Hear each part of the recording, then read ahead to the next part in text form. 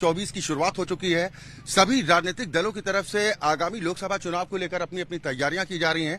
ऐसे में public opinion क्या कुछ कहता है, पब्लिक का मिजाज क्या कुछ कहता है, खासतौर पर बात करें युवा वोटर्स की जो पहली बार मतदान भी करने जा रहे हैं, उनके जहन में इस वक्त क्या कुछ चल रहा है, ये भी जानना बेहद जरूरी है, क्योंकि युवाओं को देश का भविष्य कहा जाता है और चुनाव देश के भविष्य का होने को है।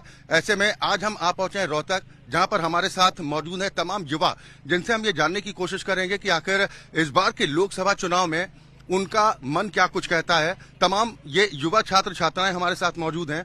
मैं सबसे पहले आपसे जानना चाह रहा हूं, लोकसभा चुनाव अब करीब आ रहा है, इसको लेकर कितना उत्साह है? आप फर्स्ट टाइम वोटर होने जा रही हैं? हाँ जी, हम फर्स्ट टाइम वोटर है आपकी बार। मन में क्या है? उत्साह है कि हाँ वोट डालेंगे, पहली बार है तो कॉन्फिडेंस तो है ही थोड़ा सा। जिस वक्त वोट डालने जाएंगे उस वक्त आपके दिमाग में क्या चल रहा होगा कि हमें किसे चुनना है और क्यों? नहीं, ये तो नहीं चल रहा होगा, क्योंकि हम पहले ही चूज करके जाएंगे किसको डालना है और किसको नहीं। सर यही बात है, पहले जिसको चुनेंगे उसी को वोट देंगे। आप कुछ कहना चाहेंगे? अच्छा ही है जो है, मतलब जो हो रहा है, मतलब जो कर रहे हैं अच्छा ही है। अच्छा है। हाँ। तो क्या एक्सपेक्टेशन, क्योंकि छात्र छात्राओं की उम्मीदें होती हैं कि जो भी सरकार हो युवाओं के लिए बेहतर काम करे, चाहे वो रोजगार से संबंधित हो या फिर बेहतर शिक्षा हो, क्या क्या आपके मन में चल रहा है? हम तो देख के बस यही जाएंगे कि जैसे मोदी सरकार ने बहुत सी चीजों की सुविधा दी है, उनके दौरान चंद्रयान 3 का भी आयोजन हुआ था।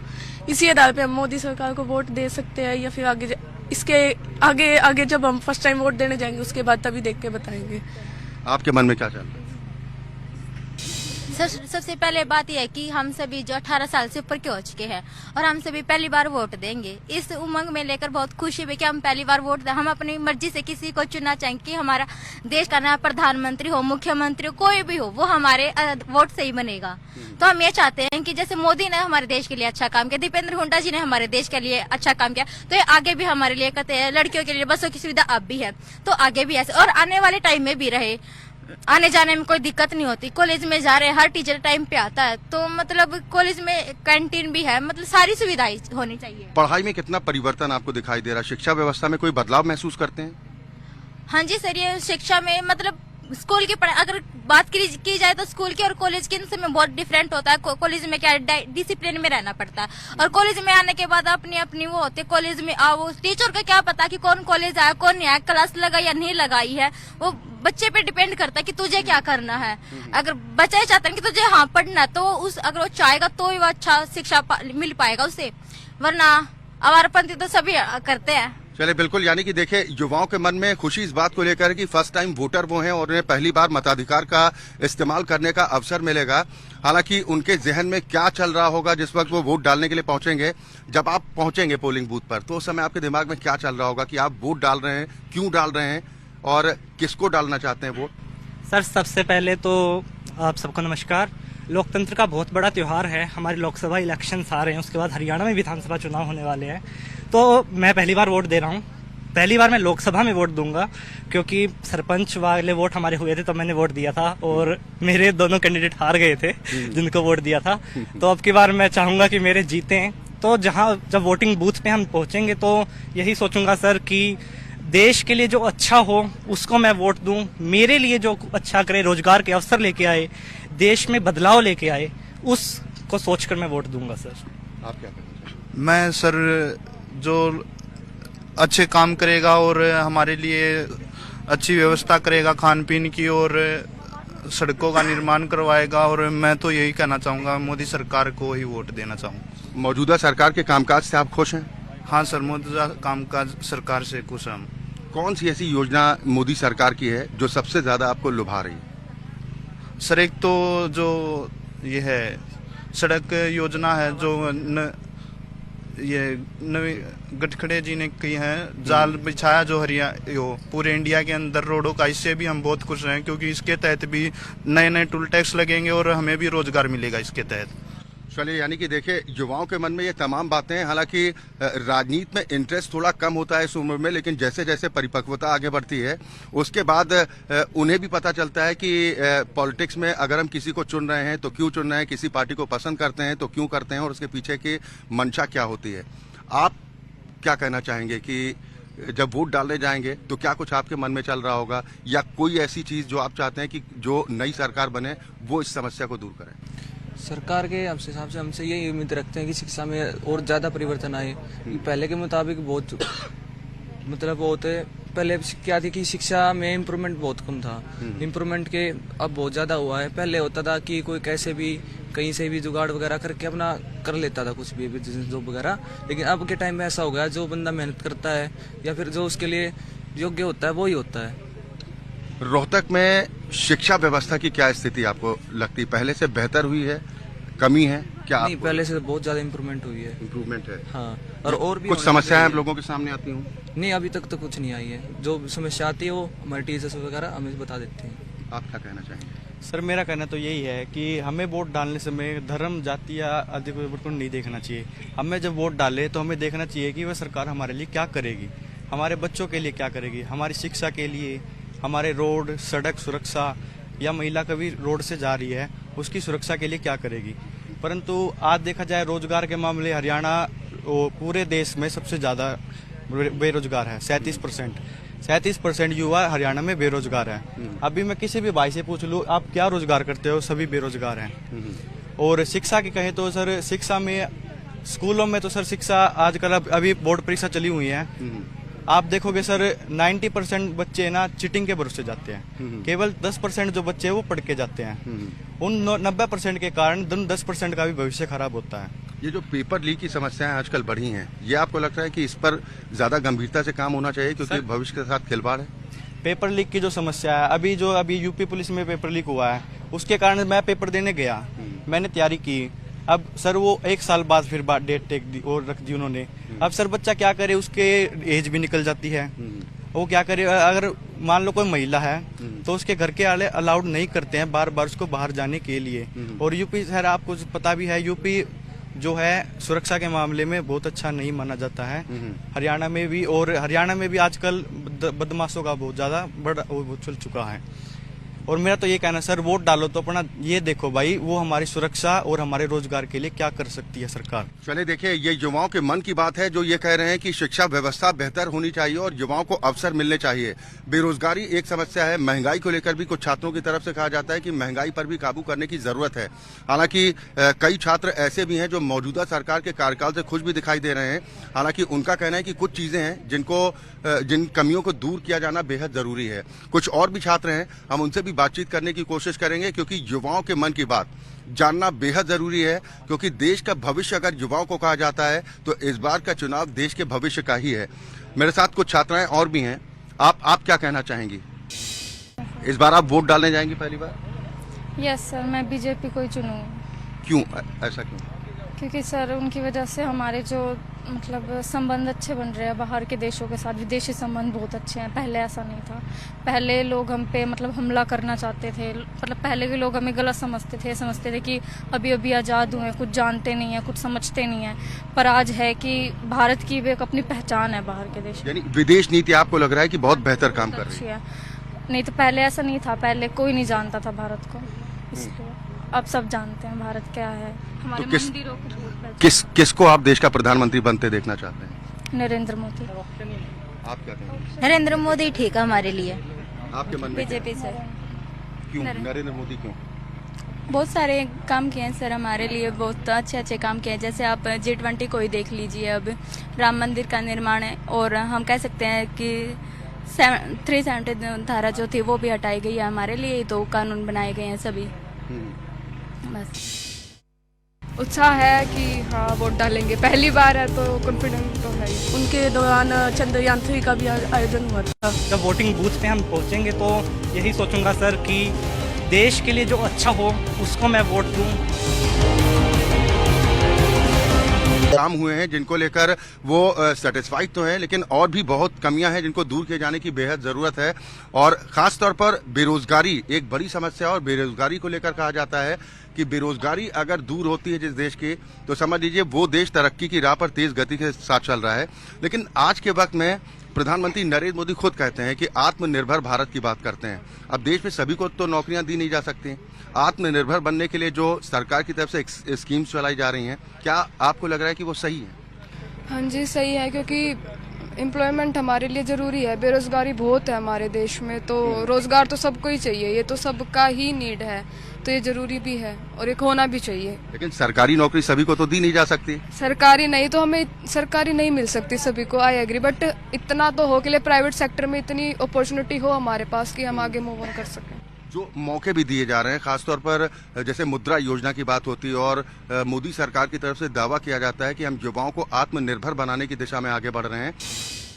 आपने कुछ आकलन किया होगा, आप सोचती होंगी, जैसे G20 का भी एक स्टूडेंट ने जिक्र किया कि देश में G20 जैसे बड़े आयोजन होते हैं जिसके बारे में पहले कभी कल्पना भी नहीं की जाती थी, और जम्मू कश्मीर जैसी धरती चुनी जाती है जिसको धरती का स्वर्ग भी कहा जाता है। आपको लग रहा है कि ये मजबूत भारत के बढ़ते कदम है? हाँ जी सर, पहले तो बहुत गरीबी होती थी, अब सब लोग आत्मनिर्भर हो ही रहे हैं, तो जो भी डिसीजन ले रही है सरकार तो बहुत अच्छा ही ले रही होगी। हाँ जी। तो क्या चाहते हैं कि कुछ और ऐसे काम होने चाहिए जिससे देश और आगे बढ़े? होने चाहिए, बहुत सारे होने चाहिए सर। सभी घरों में, जैसे पहले साफ पानी नहीं आता था, अब बिल्कुल साफ पानी आता है। पहले बिजली नहीं होती थी, अब बिजली भी आती है। और लड़कियां पहले पढ़ने नहीं जाती थी, अब उन्हें पढ़ने का मौका बहुत मिल रहा है। तो सभी को जो जो सुविधाएं मिल रही हैं उसे बहुत अच्छे से यूटिलाइज करना चाहिए और अपने देश को तरक्की पर पहुंचाना चाहिए। सबसे फर्स्ट नंबर पे देश आना चाहिए हमारा, नेशन फर्स्ट। लेकिन रोहतक को लेकर क्या कुछ काम हुए हैं, कुछ उसके बारे में आप लोग बता सकते हैं? हाँ जी सर, हरियाणा में तो सबसे अच्छा शहर ही रोहतक है। बहुत अच्छे से उसे जो उसका इंफ्रास्ट्रक्चर है वो बहुत अच्छे से मेंटेन किया गया है, तो बस यही कहूँगी, बहुत अच्छा शहर है। सर, आपने जैसे बेरोजगारी को लेकर बात की, तो मैं चाहूंगी, क्योंकि देखो स्टडी करके बच्चा बीए भी करता है, बीए के बाद एमए, पीएचडी बहुत ज्यादा होते हैं, और इतनी स्टडी करने के बाद भी अगर बच्चे को रोजगार नहीं मिलता तो ये सच में बहुत बड़ी समस्या है। इसको लेकर मैं चाहूंगी कि जो हमारी एजुकेशन पॉलिसी है उसके साथ साथ कुछ ऐसे कोर्सेज कराए जाए ताकि बच्चों के अंदर टैलेंट डेवलप हो, और अगर वो अपनी स्टडी पूरी करने के बाद अगर उसे गवर्नमेंट जॉब ना भी मिले तो वो अपने पैरों पे खड़ा हो और अपने आप को, अपने परिवार को पाल सके। और गवर्नमेंट जॉब हालांकि आपने कहा कि सभी को नहीं मिल सकती, लेकिन प्राइवेट क्षेत्र को भी इस तरह से संगठित बनाना चाहिए ताकि उसको अपने खर्चा और अपने परिवार का खर्चा चलाने में कोई दिक्कत ना आए। क्योंकि प्राइवेट जॉब से हम देखते हैं 10-12 हजार जो है हमें सैलरी मिलती है, लेकिन उसके अनुसार या उस पैसे से हम कितना खर्चा अपना चला सकते हैं। जबकि अगर मान लो पीएचडी वगैरह करके बच्चे बैठे और उनको 10 या 12 हजार रुपए की नौकरी करनी पड़ रही है, तो ये सच में बहुत बड़ी समस्या है और इसको लेकर हमारी सरकार को जो है काम करना चाहिए। क्या संदेश और सरकार को देना चाहेंगे? यही कि जो है हमारी एजुकेशन पॉलिसी के साथ वे ऐसे कोर्सेज लाए और एक बड़े स्तर पर जो है ऐसी स्कीमें चलाई जाए जिससे ज्यादा से ज्यादा बेरोजगारी दूर और हमारे देश के नागरिकों को बाहर नौकरी करने के लिए ना जाना पड़े, हमारे देश के अंदर बल्कि जो है विदेशों से यहाँ पर काम करने के लिए लोग आए। चलिए, ये बात आपने अच्छी बोली कि ऐसी अपॉर्चुनिटी मिलनी चाहिए। आप क्या उम्मीद करती हैं नई सरकार से? हम यही उम्मीद करते हैं कि जो नई नीति होगी, शिक्षा नीति होगी, उसमें सभी बच्चों को बढ़ चढ़ के हर फील्ड में भाग लेना चाहिए। और नौकरी है, जहाँ तक कि नौकरी का सवाल है, नौकरी में चाहे वो प्राइवेट हो या सरकारी हो, उनमें सभी को अपनी भागीदारी अच्छी तरीके से मिलनी चाहिए। किसी की सिफारिश पर नौकरी नहीं मिलनी चाहिए, उनकी जो योग्यता है उसके अनुसार सभी को नौकरी मिलनी चाहिए। क्या आपको लग रहा है कि ये अपॉर्चुनिटी अब मिलनी शुरू हुई है पिछले कुछ वक्त में? हाँ, अभी कुछ वक्त से ये सब शुरू हुआ है, लेकिन पूरी तरह से मैं नहीं मानती कि ऐसा कभी हुआ, पूरी तरह से हुआ नहीं है। जैसे हमारे भारत देश में ऐसे बेरोजगारी को लेकर कहा जा रहा है कि ये जो पर्यटक स्थल बनाए जा रहे हैं इससे जो है लोगों को रोजगार मिल रहा है, लेकिन रोजगार की ये कोई डेफिनेशन नहीं होती कि मंदिर बना दिया या फिर कोई और स्थापत्य कला है जिसको देखने के लिए लोग बाहर से आ रहे हैं और वहां पर रेहड़ी लगाकर वे खड़े हो रहे हैं, जिससे उनका दैनिक जो जीविका है वो चल जा रही है। वो सिर्फ उनकी दैनिक जीविका है, ना कि रोजगार। रोजगार योग्यता के अनुसार अगर उनको जो है पद मिल रहा है, उनको नौकरी मिल रही है तो वो कहलाएगा, ना कि जो है रेहड़ी लगा के खड़े हो गए तो वो रोजगार कहलाएगा। लेकिन देखिए, आप में से कुछ छात्रों की तरफ से ये कहा गया कि भाई जो सड़कों का जाल बिछ रहा है वो काफी अच्छा है, जैसे नेशनल हाईवेज तैयार हो रहे हैं, एयरपोर्ट्स देश में ज्यादा से ज्यादा शहरों में शुरू किए जा रहे हैं।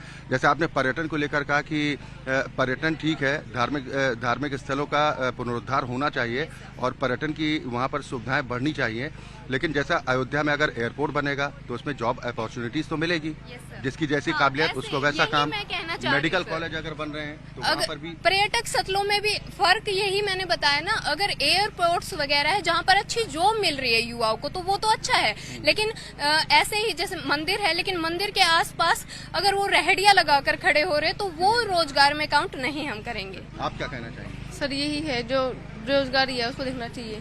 बेरोजगारी, महंगाई आपको समस्या लगती है कि महंगाई है, इस पर थोड़ा कंट्रोल होना चाहिए? मोदी जी ने महंगाई बहुत कर दी है। महंगाई ज्यादा है। हाँ। तो क्या कहना चाहेंगी इस बार जब वोट डालने जाएंगी तो क्या चीजें आपके मन में चल रही होंगी और किस आधार पर आप वोट करेंगे और किसको? सर ये तो देखेंगे, फर्स्ट टाइम कर रहे हैं हम तो। यानी वोट गोपनीय है। हाँ सर, फर्स्ट टाइम ही कर रहे हैं, देखो अभी तो। किसको प्रधानमंत्री का चेहरा देखना चाहते हैं? सर अभी तक तो नरेंद्र मोदी है और हम चाहेंगे आगे वो अच्छे काम करते रहे तो हम उन्हीं को प्रधानमंत्री देखें। राहुल गांधी क्यों नहीं? सर वो भी अच्छे काम कर रहे हैं, लेकिन वो तो आपने बोला कि गोपनीय है वोट, तो फिर उसी को देखते हैं। आप क्या कहना चाहेंगे? यस सर, यही है कि जैसे कोई भी है, हमारे घर वाले है जिस तरह, तो वो हमारे घर वाले जिसको वोट देंगे तो बच्चे तो उसी को देंगे ना, उनके साथ ही बच्चे होते हैं, अपने घर वालों के साथ तो बच्चे उन्हीं के साथ होते हैं, तो वो जी जी हाँ बोलो। जी वो बताएंगे तो हमें पता चलेगा कुछ। जैसे नरेंद्र मोदी जी कार्य कर रहे हैं तो उनके उस पे हम उन्हीं को वोट देंगे कि वो आगे अच्छे कार्य अच्छाई का काम का आकलन तो आप करेंगी ना कि कौन काम कर रहा है, अच्छा कर रहा है, कम अच्छा कर रहा है या बिल्कुल भी नहीं कर रहा है, ये तो आकलन आप ही को करना पड़ेगा। यस सर, जरूर। या आपने कहा कि घर वाले जिसको वोट देते रहे, जिस पार्टी को, हमें भी उसी को देना? नहीं सर, ऐसा कुछ नहीं है, पर जैसे रास्ता तो हमें घर वाले दिखाते हैं ना, तो इसलिए हम तो फर्स्ट टाइम दे रहे हैं, हमें तो अभी पता भी नहीं है।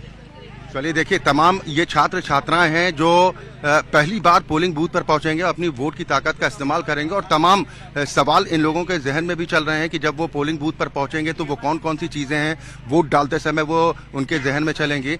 और एक वक्त भी हुआ करता था जब ये अभिभावकों की तरफ से कहा जाता था कि पढ़ोगे लिखोगे तो बनोगे नवाब और खेलोगे कूदोगे तो बनोगे खराब, लेकिन मौजूदा वक्त में स्पोर्ट्स को लेकर जिस तरह से बढ़ावा दिया जा रहा है, क्या आपको लग रहा है कि खेलकूद में देश का भविष्य उज्जवल है? यस सर, खेलकूद की वजह से हमारे बहुत सारे जो स्पोर्ट्स के बच्चे हैं वो बहुत हमारे देश के नाम रोशन कर रहे हैं। आज के टाइम पे बहुत अच्छा काम है स्पोर्ट्स में भी, और स्पोर्ट्स के बेस पे आजकल नौकरियां भी बहुत अच्छी मिल रही हैं बच्चों को। स्पोर्ट्स के बेस पे हम आज के टाइम में बहुत डेवलप हो रहे हैं। आप क्या कहेंगे? स्पोर्ट्स हमारे देश में बहुत ही वो महत्वपूर्ण है। हरियाणा की तो पहचान ही कुश्ती के लिए की जाती है। हरियाणा के अंदर ना कुश्ती का बहुत ही महत्वपूर्ण स्थान है, क्योंकि कुश्ती के नाम से ही हरियाणा के पहलवानों की पहचान है। आपको लग रहा है कि खेल कूद के लिए जो इंफ्रास्ट्रक्चर होना चाहिए देश में, क्या वो इंफ्रास्ट्रक्चर है या उसको और मजबूत किया गया है, या फिर आपको लग रहा है कि अभी भी बहुत सारी कमियां हैं? जैसे कि कुश्ती के खेल में साक्षी मलिक के ऊपर वो हुआ था, उसमें थोड़ी कमियां हैं, क्योंकि लड़कियों की सेफ्टी के उसमें थोड़ी और डेवलपमेंट होनी चाहिए। आप क्या कहेंगे? सर ऐसा है, जो डेवलपमेंट एरिया है वहाँ पे है और बहुत सारी चीजें अच्छी है, लेकिन जो जहाँ पे नहीं है वहाँ पे बिल्कुल भी नहीं है, वहाँ भी होना चाहिए। रोहतक में आपको लग रहा है कि स्पोर्ट्स के लिए इंतजाम ठीक है? हाँ जी, कुछ जगह पे है और कुछ जगह पे बिल्कुल नहीं है। शहरी इलाकों में तमाम सुविधाएं देखने को मिल जाती, लेकिन अगर जैसे ही हम रूरल एरियाज में एंटर करते हैं वहां पर इस तरह की समस्याएं होती हैं, यानी कि सुविधाओं का अभाव होता है। क्या रोहतक के ग्रामीण इलाके जो हैं, तो क्या वहां पर आपको लगता है कि वो व्यवस्थाएं हैं खेलकूद को लेकर? क्योंकि मौजूदा हरियाणा सरकार की तरफ से दावा किया जाता है कि हमने खेलों को बढ़ावा देने के लिए कई स्कीम्स भी चलाई हैं और प्रोत्साहन भी देते हैं खिलाड़ियों को। गांव में नहीं मिलते हैं सर, इतनी सुविधाएं नहीं है जो रोहतक शहरों में मिल जाती हैं सुविधाएं। गांव में इतनी सुविधाएं नहीं है, स्पोर्ट्स के लिए कम सुविधाएं मिलती हैं वहाँ। ग्रामीण क्षेत्रों में और ज्यादा काम करने की जरूरत है। Yes sir. आप कौन सा स्पोर्ट्स पसंद करते हैं? Sir badminton. बैडमिंटन, क्या स्कोप दिखाई देता है? सर अच्छा दिखाई दे। अच्छा दिखाई दे रहा है सर। जो यहाँ पर सुविधाएं उपलब्ध कराई जा रही हैं उनसे आप संतुष्ट हैं? Yes sir. आप? सर यही होना चाहिए कि हमें खेल कूद की सारी सुविधाएं मिले, चाहे ग्रामीण या शहरी हो, हर जगह खेल स्पोर्ट की सारी सुविधाएं होनी चाहिए। यहाँ हरियाणा, खासतौर पर हम रोहतक की बात कर रहे हैं, रोहतक में संतुष्ट हैं जो भी सरकार की योजनाएं चल रही हैं या फिर खेल और खिलाड़ियों को लेकर जो सुविधाएं हैं? खेल की सुविधाओं का पता नहीं, क्योंकि खेल में हम है नहीं, इसलिए पर एक बात कहते हैं कि सुविधाएं है ना रोहतक में बहुत सी चीजों पे कम हैगी। कुछ एरियो को देखा जाए तो वहाँ पे पानी की सुविधाएं नहीं हैगी, मतलब ना सड़कों के माना मोदी सरकार ने बहुत सी चीजें की है, लेकिन कुछ एक जगह पे वो सुविधाएं गलत की हुई है। यानी मूलभूत सुविधाएं आप चाहते हैं कि पहले बेस मजबूत होना चाहिए। आप क्या कहेंगे, खेलों को लेकर जो बढ़ावा सरकार की तरफ से दिया जा रहा है, ये दावा सरकार कर रही है, आप संतुष्ट हैं? हाँ, संतुष्ट हैं। खेल के बढ़ावा देने के लिए सरकार बहुत कुछ कर रही है, बच्चों को प्रोत्साहित कर रही है। अब तो कुछ गांव में भी खेलों के लिए वो मैदान की व्यवस्था की गई है, स्कूलों में भी स्पोर्ट्स किट पहुंचाई जा रही हैं, पर थोड़ा उस जैसे होना चाहिए उससे थोड़ा। आपको कौन सा स्पोर्ट पसंद है? स्पोर्ट्स में कोई वो नहीं। सर खेलों के बारे में तो सर मुझे इतना ही पता है कि अभी हमारे कुछ पहलवान धरने पे बैठे थे, साल तक धरने पे बैठे रहे, उनकी पर कोई मांग को सुनवाई नहीं हुई है। और आपको ही पता है उन्होंने अपने मेडल गंगा में बहाए हैं। और जहाँ तक बात रही उनके बारे में कहा जाता है कि आप उनके पैसे क्यों नहीं दिए। सर पैसे भी वो वापस दे देंगे, पर उनको न्याय तो दो। यानी आपको लग रहा है कि जो महिला पहलवानों के साथ जो कुछ भी हुआ उस पर सरकार को ठोस कदम उठाने चाहिए। आपको क्या लगता है कि खेलों के मामले में हरियाणा को जो वर्चस्व हासिल, खासतौर पर कुश्ती को लेकर पूरी दुनिया में धाक है और तमाम ऐसे खिलाड़ी हैं बेसिकली जिनको पूरी दुनिया पहचानती है। जब भी मेरे भाई ने बताया कि पहलवान धरने पे बैठे थे, मेडल उन्होंने बोले, सर बेसिकली बात ये है, जितना मैं जान पाया हूँ कि वो ट्रायल नहीं दे देना चाहते थे। अभी ट्रायल में हमारे 2 ओलंपियन हारे भी हैं और बजरंग पूनिया हारे हैं और एक और हैं वो हारे हैं, और दूसरे जो यंग बच्चे हैं वो जीते हैं। अगर आप ट्रायल नहीं देना चाहते, आप सिर्फ सीनियोरिटी बेसिस पे आगे जाना चाहते, तो यंगर जनरेशन को कैसे आप आगे ला पाएंगे?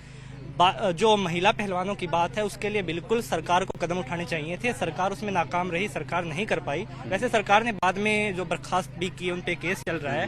बेसिकली सरकार जो लोकसभा के हिसाब से, मैं एक बात और कहना चाहूंगा सर कि ये सरकार का कार्यकाल है 9 साल का, रोलर कोस्टर रहा है। 2014 में जो लहर के साथ सरकार बनी, 2015 में डिजिटल इंडिया लेकर आई, 2017 में डिमोनेटाइजेशन हुआ, नोटबंदी हुई, किसान आंदोलन हुए, पुलवामा अटैक हुआ, 370 हटाई, राम मंदिर का फैसला आया, राम मंदिर के लिए प्राण प्रतिष्ठा भी। पॉलिटिक्स पसंद है आपको? जी सर, मेरे को पॉलिटिक्स में इंटरेस्ट है, पढ़ता रहता हूँ मैं और पसंद भी है मेरे को। इन सब को देखे सरकार देश में स्टेबिलिटी तो बन ही नहीं पाई। आप ये देखें 9 सालों में देश में स्टेबिलिटी का माहौल नहीं बन पाया। देखिए आरोप लगाना तो किसी पर भी आसान होता है, लेकिन कहते हैं कि अगर देश में सुधार करना है तो युवाओं को आगे बढ़ना होगा। जहां पर राजनीति की बात आती है वहां पर युवा राजनीति को करियर के तौर पर नहीं अपनाना चाहते। उन्हें लगता है कि राजनीति ये हमारे बस की बात नहीं है। क्या आपको लगता है कि युवाओं की भागीदारी बढ़नी चाहिए पॉलिटिक्स में? बिल्कुल सही बात है सर। युवा जब तक आगे नहीं आएंगे तब तक देश का सुधार नहीं हो सकता। अभी आप ये देखिए हमारे पीएम खुद 70+ हैं। आज का youngest PM Rajiv Gandhi sir थे, वो 40+ थे आई थिंक। तो 30+ 40 के ऐसा एक पीएम मिला है जिस देश की आबादी, युवा आबादी सबसे ज्यादा है। जिस देश को युवा नेतृत्व ही नहीं मिल रहा है उसमें युवाओं की बात कैसे होगी बेसिकली। और मैं तो अपने युवा साथियों को भी कहना चाहता हूँ, मैं खुद, मेरा इंटरेस्ट है पॉलिटिक्स में, मैं खुद आना चाहूँगा। अगर मैं आगे कामयाब हो पाता हूँ, किसी बड़े पद पर पहुँच पाता हूँ, तो मैं अपनी सर्विस से और बाद में खुद पॉलिटिक्स में जरूर आना चाहूँगा, जिससे देश का सुधार हो पाए। हर सरकार के सर प्रोज भी होते हैं, कॉन्स भी होते हैं। इस सरकार के प्रोज थोड़े से ज्यादा हैं, कॉन्स भी ज्यादा हैं, पर बेसिकली अभी चेहरा नहीं है हमारे पास। हमारा देश जो बहुदलीय है, बहुत सारे दल हैं, आज 2 दल पे रह गया है। उस 2 दल में से भी सिर्फ एक दल ऐसा है जिसको वोट देने का मन करता है, क्योंकि दूसरे दल के पास कोई मिनिमम प्रोग्राम ही नहीं है कि वो देश को प्रेजेंट ही कर पाए कि हम ये कर देंगे अगर आप हमें सत्ता में ले आए तो। यानी सोच नहीं है कि विजन क्या है। मतलब पॉलिटिक्स में आरोप प्रत्यारोप एक दूसरे पर लगाना ये तो अपनी जगह होता है, लेकिन सोच क्या है कि उनके पास विजन क्या है देश को आगे बढ़ाने का। अगर तमाम बातें कही जाती हैं कि हम देश के भविष्य को उज्जवल बनाना चाहते हैं, तो वो तमाम सुविधाएं भी उपलब्ध करवानी होती हैं। और युवा वोटर्स के बीच आज हम इसीलिए पहुंचे हैं। इनमें से तमाम ऐसे युवा हैं जो पहली बार अपने वोट की ताकत का इस्तेमाल करेंगे। ये जो पब्लिक है प्रोग्राम में, हम इसीलिए लोगों की राय जानने की कोशिश करते हैं, लेकिन आज खासतौर पर हम इन युवाओं के बीच में पहुंचे हैं और युवाओं के मन में क्या है उनकी जुबानी आपने सुनी। इसी के साथ हमारी खास पेशकश में अभी के लिए बस इतना ही। MH1 न्यूज में खबरों का सिलसिला लगातार जारी। उत्साह है कि हाँ वोट डालेंगे, पहली बार है तो कॉन्फिडेंट तो है ही। उनके दौरान चंद्रयान 3 का भी आयोजन हुआ था। जब वोटिंग बूथ पे हम पहुंचेंगे तो यही सोचूंगा सर कि देश के लिए जो अच्छा हो उसको मैं वोट दूं।